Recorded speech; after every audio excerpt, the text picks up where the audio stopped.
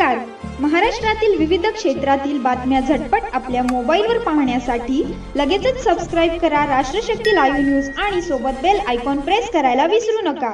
प्रचाराची आज भव्य रॅली पंढरपुरामध्ये निघाली भाजपाची.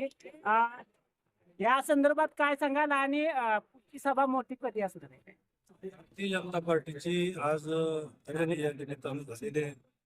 भारतीय जनता पार्टीचे सर्व नगरसेवक पदाचे उमेदवार, अध्यक्ष, आवाज येत नाही नगराध्यक्ष पदाचे उमेदवार नाही पदाधिकारी आज या ठिकाणी पंढरपूर शहरामध्ये रॅली जवळपास पूर्ण झालेली आहे आणि आमच्या सहकार्यामध्ये आणि लोकांच्या मध्ये अतिशय उत्स्फूर्त प्रतिसाद त्या ठिकाणी आम्हाला बघायला मिळाला. आज येणाऱ्या 2 तारखेला हे भारतीय जनता पार्टीची सत्ता पंढरपूर नगरपालिकेवर तर येणारच आहे. 3 तारखेला गुलाल हा आमचाच असणार. पंढरपूर मध्ये जसा आपला विजय झाला तशाच पद्धतीने जसं कालच्या निवडणुकीला विधानसभेच्या निवडणुकीला विजय या ठिकाणी झाला त्यावेळेला मला वाटते 5,000 आसपास या शहरामध्ये लीड होते. आता आमच्या नगराध्यक्ष पदाच्या उमेदवाराला मला वाटतं त्याच्यापेक्षा दुपटीनं लीड हे 100% मिळेलच मिळेल. आणि आमची नगरसेवक पदाची सर्वच्या सर्व उमेदवार या ठिकाणी निवडून येतात. दादा, पहिल्यांदाच नगरपालिकेच्या निवडणुकीमध्ये पालकमंत्री ठाण मानत होते. भाजपासाठी ही निवडणूक प्रतिष्ठेची बनली का? भाजपासाठी ही निवडणूक प्रतिष्ठेची बनली का? कारण प्रथमच पालकमंत्री स्वतः होते पंढरपूरकडे. एक लक्षात घ्या, भारतीय जनता पार्टी जगामध्ये सर्वात मोठी पार्टी बनलेली आज भारतीय जनता पार्टी. त्यामुळं सर्व जाती धर्मपंथ सर्व घटकाला घेऊन जाणारा हा पक्ष आहे. म्हणून जगामध्ये सर्वात मोठा पक्ष म्हणून भारतीय जनता पार्टी होते. आणि निवडणूक छोटे असो मोठे असो कशी निवडणूक असो तर त्या निवडणुकीला बघताना भारतीय जनता पार्टी हे छोटे व मोठे हे कधीच बघत नाही. निवडणुकीच्या पद्धतीनेच आम्ही लढलो जातोय. आणि ही सुद्धा निवडणूक या ठिकाणी प्रत्येक आमची निवडणूक प्रतिष्ठेचीच असते. त्यामुळं पंढरपूरची या नगरपालिकेची सुद्धा किंवा या जिल्ह्यात सर्व नगरपालिकेच्या निवडणुकीच्या आमच्या प्रतिष्ठेच्या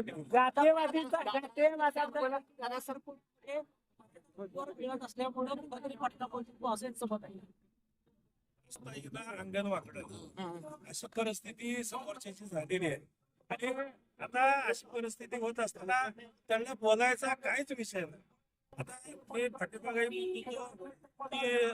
मागची पोटनिवडणुकी झाली, ते लोकसभेला पदार्पण झालं, लोकसभा झाली, आपल्या पक्षाकडून पैसे घेतले, त्याच्यानंतर आले विधानसभेला वेगवेगळ्या पक्षाकडून वेगवेगळ्या ऑफर घेतल्या, परत वेगळं तिकीट.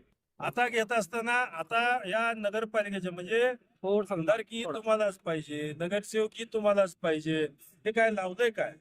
आता हे कुठेतरी तुम्ही थांबवलं पाहिजे. आणि आपल्या मार्फत ही आज मी त्यांना या नम्र आवाहन करतो, उगाच बोलाची कडी बोलाचा भात असं करू नका. मी विनाकारण आमच्या उमेदवारांना सुद्धा शिवतीर्थावर या आम्ही भेट करतो, हे सगळं खरं आहे.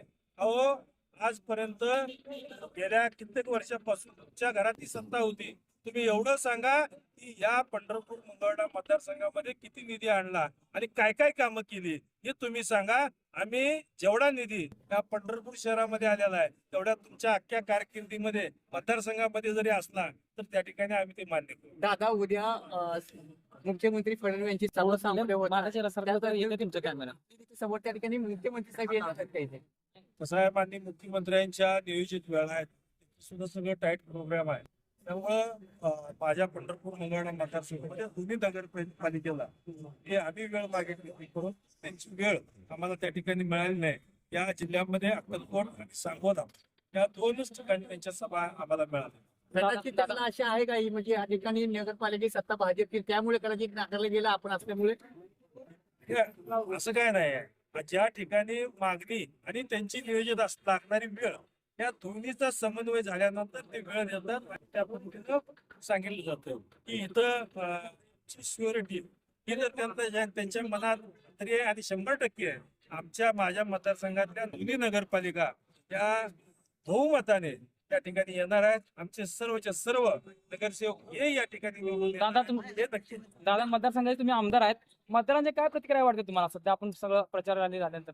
खरं म्हणजे मतदारांचं त्या ठिकाणी काही ठिकाणी गेल्यानंतर काही समस्यालाही आम्हाला सामोरं जावं लागतं आणि काही ठिकाणी मतदारांच्या चेहऱ्यावरचं समाधान सुद्धा आम्हाला त्या ठिकाणी बघावं लागतं की मतदार सुद्धा अतिशय आनंदानं आम्ही गेल्यानंतर त्या ठिकाणी सांगतात, दादा तिथं आम्ही चिखलातनं जात होतो, आतापर्यंत आम्ही सगळी मतं दिली, आता पहिल्यांदाच तुम्हाला मतं दिली आणि तुम्हाला मतं दिल्यानंतर तुम्ही लगेच आम्ही तुम्हाला सांगितल्या लगेच हा रस्ता दिला, कॉन्क्रिटीकरण केलं.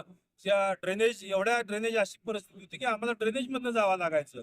पण बऱ्याचशा ठिकाणी ड्रेनेजच्या समस्या सुद्धा सोडवून आम्ही केलेल्या आहेत. काही ठिकाणी पाणी मिळत नव्हतं, त्या ठिकाणी पाणी देण्याची सुद्धा व्यवस्था केलेली आहे. आरोग्याच्या समस्या या बऱ्यापैकी आम्ही या ठिकाणी ज्या समस्या होत्या त्या समस्या निवारण करण्याचं सुद्धा काम आम्ही केलेलं आहे. आणि नक्कीच या आपल्या शहरातील सुशोभीकरण असेल, उड्डाणपूल, आता ही उड्डाणपुलावरती त्यांची टीका होते, त्यांना एवढं कळत नाही उड्डाणपुलाकडे येणारा रस्ता हा पहिल्यांदा पूर्ण करावा लागतो आणि परत उड्डाणपुलाचं काम चालू करावं लागतं. दादा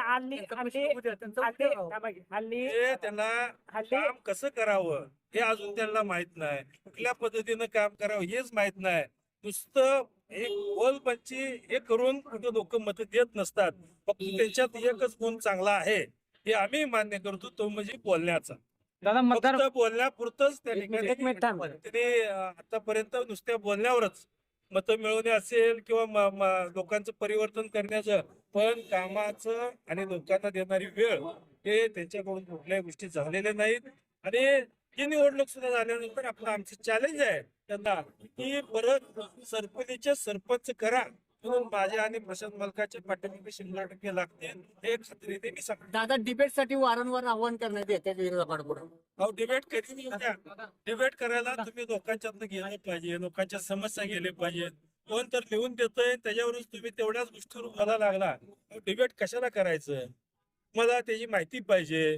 तुम्ही मला सांगा, स्वर्गवासी भारत नानांचे ते सुपुत्र आहेत, तर ते मला एकदा तुम्ही आता सर्व पत्रकार असतील किंवा या ठिकाणी त्यांच्या बरोबर काम केलेले, आमच्या बरोबर आलेले सगळे सहकार्य, एका तरी माणसात त्या नानांनी सांगितलं असं की माझा भगीरथ लय चांगला आहे असं म्हणणारा एकही माणूस कुणी सांगावं, आम्ही म्हणल ते आहे. दादा हल्लीच्या त्यांच्या नानांनीच त्या ठिकाणी त्यांना कधी हे केलं नाही. ते आज ते काय सांगतात? दादा विरोधक असं म्हणतात की कुठं तर आमदार साहेबांच्या कार्यकर्त्याला पंढरपूरमध्ये डावललं जाते. एक लक्षात घ्या, भारतीय जनता पार्टीने ही शिस्तीचा पक्ष आहे. त्या शिस्तीच्या पक्षामध्ये कुणालाही डावललं जात नाही. प्रथम आमच्या मुलाखती झाल्यानंतर पक्षाकडे नावं गेली आणि पक्षाच्या सर्वे मधनं येणारी 1-2 नंबर नावं आमच्याकडे आल्यानंतर त्या ठिकाणी आम्ही सिलेक्शन केलेले आहे. आणि ज्या आमच्या सहकाऱ्यांना त्या ठिकाणी संधी मिळाली नाही त्या ठिकाणी भविष्यामध्ये आम्ही कुठे ना कुठे त्यांना संधी देण्याचं 100%. दादा या निवडणुकीमध्ये जातीचं बीज पेरलं जातंय. पूर्वीच्या काही असं घडत नव्हतं. या संदर्भामध्ये काय सांगाल आणि शेवटी मतदारांना काय आवाहन कराल? एक लक्षात घ्या, या आपल्या तालुक्यामध्ये स्वर्गवासी औदुंबरांना असतील, स्वर्गवासी मोठे मालक असतील, यांनी इथं राजकारण केलं. म्हणजे वेळ पडली, तालुक्यावर वेळ पडली, दोघंही मिळून एकत्र आले आणि मैत्रीपूर्ण निवडणुका लढत गेले. परंतु असं विष पेरण्याचं काम आतापर्यंत कधी झालेलं नाही. आता ही निवडणुकीचा नवीन पायंडा झालेला आहे. जातीवादाचं विष आपल्या शहरामध्ये पेरण्याचं काम सुरू झालं. ते विष तर आपण थांबवलं पाहिजे. सगळ्या लोकांनी ओळखलं पाहिजे की त्याचा फायदा काहीच नाही आहे, त्याचा 100% तोटाच होणार आहे. की नुसत्या जातीवर मी जरी म्हणलं मी कुठल्याही जातीचं, तर एका जातीवरती त्याचा व्यवसाय होऊ शकत नाही किंवा कुठल्याही गोष्टी त्याला होऊ शकत नाहीत. सगळ्या लोकांची, सर्व जाती धर्मातल्या लोकांची आपल्याला मदत घ्यावी लागते आणि तरच या सगळ्या निवडणुका असतील, व्यवसाय असेल, अर्थकारण, राजकारण, समाजकारण, हे सगळ्या गोष्टी त्या निमित्तानं होत असतात. ओके. मला एक सांगा, आता एक प्रश्न आहे माझा की दलित आणि मुस्लिम हे समाज हे बीजेपीच्या विरोधात